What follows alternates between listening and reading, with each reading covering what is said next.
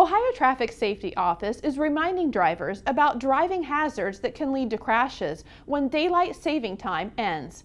For the last 3 years, Ohio saw an average of 15.7% increase in total crashes from September to November. When the daylight saving time ends, one thing that we are talking about is drowsy driving. Our sleep patterns are going to be altered.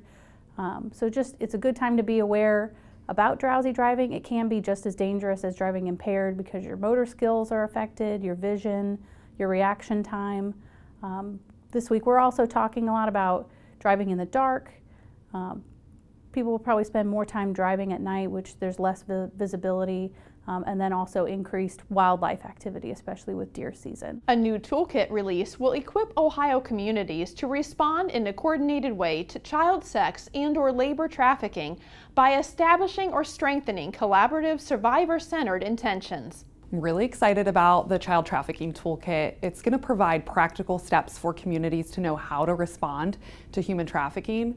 What I really love about it is the advice that it gives on how to build a continuum of care. So for survivors, when they're met with immediate needs all the way through that long-term support. And then we also really focus in the toolkit the importance of collaboration with multiple disciplines and different professionals being at the table. My favorite thing about this toolkit is that it's a blueprint. We don't have to reinvent the wheel. So if you're a community that is new to serving survivors of human trafficking, this is for you.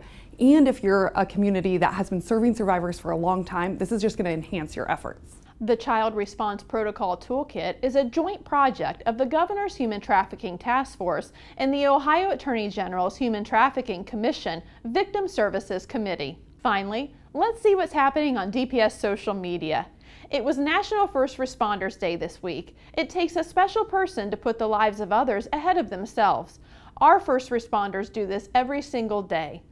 All Ohioans can be proud of the bravery, courage, and character of our first responders. Don't forget to follow all DPS divisions on Facebook, Instagram, and X. That's your weekly update. See you next week.